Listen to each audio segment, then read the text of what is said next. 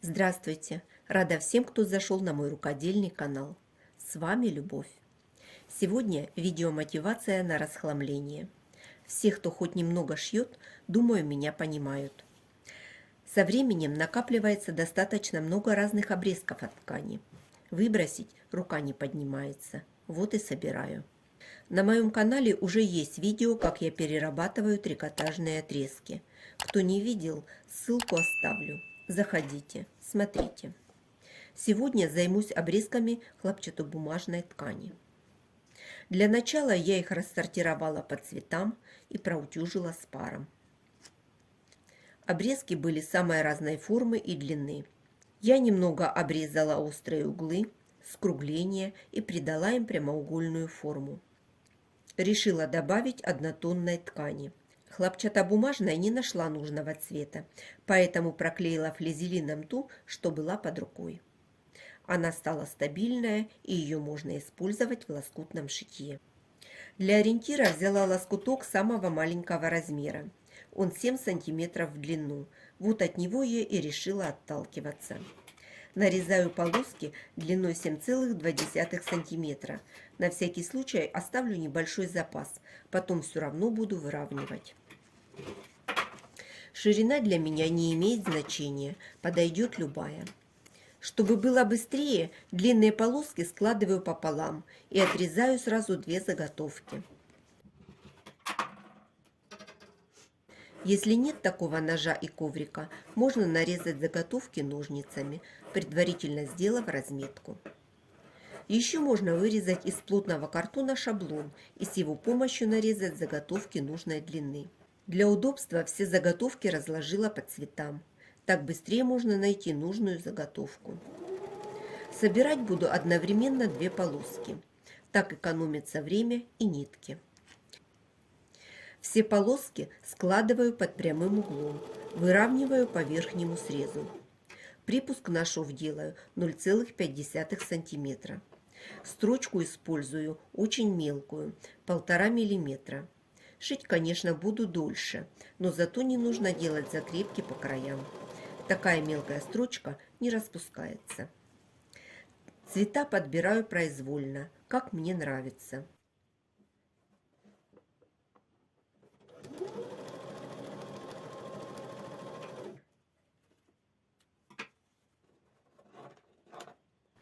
Полоски делаю небольшой длины, чтобы впоследствии с ними было легче работать. Полоски получаются попарно приблизительно одинаковые. Потом буду соединять их в разном порядке. Для начала все полоски проутюжу с паром. Сначала швы заутюживаю в одну сторону, затем прохожу утюгом с лицевой стороны. Один край полоски идет ровный, его я выравнивала при сборке, а второй нужно подровнять. Полоски не все одинаковой длины, резала приблизительно. Обрезать буду тоже при помощи ножа. Коврик у меня небольшой, поэтому полоски делала короткие, чтобы было видно разметку.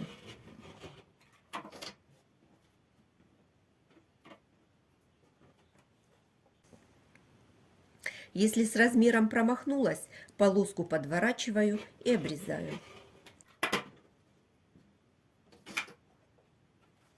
Все подготовленные полоски соединила в одну ленту. Цветная лента получилась длиной 8 метров. Остались еще совсем малепусенькие обрезки, их оставлю на пиццу. Подготовленную ленту свернула в рулончик, так удобно хранить и пользоваться.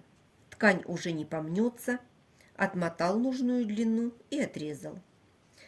Все рулоны получились разного размера. Этот, например, 6 см шириной. Вот эти два 7 см шириной. Самый маленький шириной 5 см.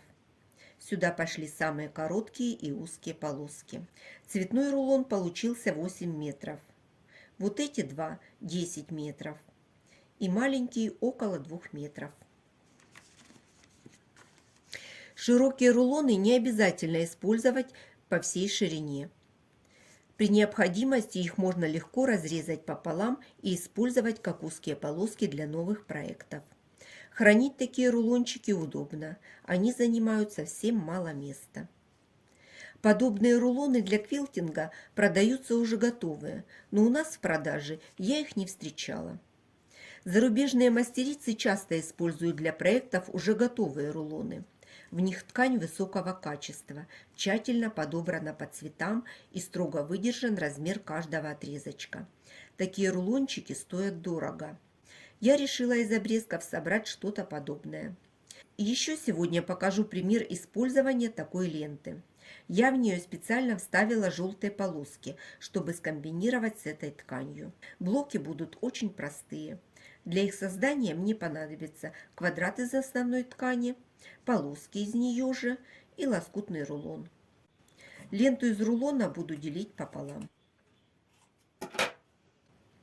Пришиваю полоски к квадрату с двух сторон в зеркальном отражении. Отрезаю все лишнее, приутюживаю и пришиваю полоски с двух других сторон. Подравниваю края. Полоски тоже пришила в зеркальном отражении. Так смотрится интереснее. Следующий шаг. Пришиваю полоски из основной ткани. И с другой стороны также. Получился вот такой лоскутный блок из полос. Получилось 3 квадрата из основной ткани и 2 квадрата из декоративной. Квадрат из декоративной ткани делала уже, чем квадрат из основной ткани. Мне понадобится таких 2 блока. Для второго блока из рулончика сшила квадрат по размеру первого блока. Швы сутюжила в одну сторону. Из основной ткани вырезала квадрат такого же размера. Складываю лицом к лицу, фиксирую булавками. Провожу диагональ. Прокладываю строчку на ширину припуска с одной стороны от линии и с другой. Снимаю булавки и разрезаю по разметке. Получился второй блок. Я его проутюжила и со стороны основной ткани добавила полоски до размера первого блока.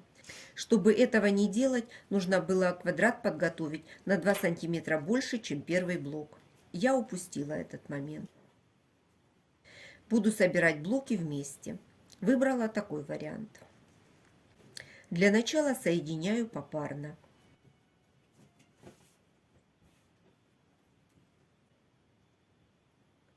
Собирать буду на отрезе махровой ткани. Размер взяла чуть побольше. Готовое изделие мне нужно прямоугольной формы, поэтому по краям добавлю полоски. Отрезаю полоску от рулончика нужной длины, прикалываю по краю. Беру одну часть блока, складываю лицом к лицу и прокладываю по краю строчку на ширину припуска. Отгибаю, выравниваю и прикладываю вторую часть блока. Совмещаю центры и прокладываю строчку. Мне очень нравится этот способ сборки. Лицевая сторона надежно закреплена с подкладкой, и в то же время на лицевой стороне нет никаких дополнительных строчек. Так смотрится намного аккуратнее. Скалываю края булавками по всему контуру и прокладываю соединительную строчку. Теперь работать будет проще. Осталось обработать открытые срезы. Для этой цели я вырезала прямую полоску из основной ткани шириной 4 см. Срезы обработала. Получилось аккуратно с обоих сторон.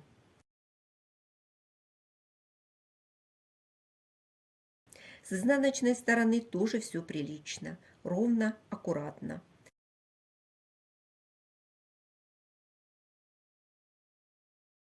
Подкладка хорошо держится вместе с изделием. Махровую ткань развернула махрой наружу. Думаю, так будет лучше. Собрала салфетку я очень быстро, благодаря тому, что есть готовые лоскутные рулончики. Сегодня показала одну из идей утилизации хлопчатобумажных обрезков. Хотелось бы узнать, что вы думаете по этому поводу. Пишите комментарии. Я их все вижу, читаю и стараюсь на все ответить. И еще пишите, что бы вы хотели увидеть на моем канале. Мне будет интересно. А я на этом с вами прощаюсь. До встречи в новых видео.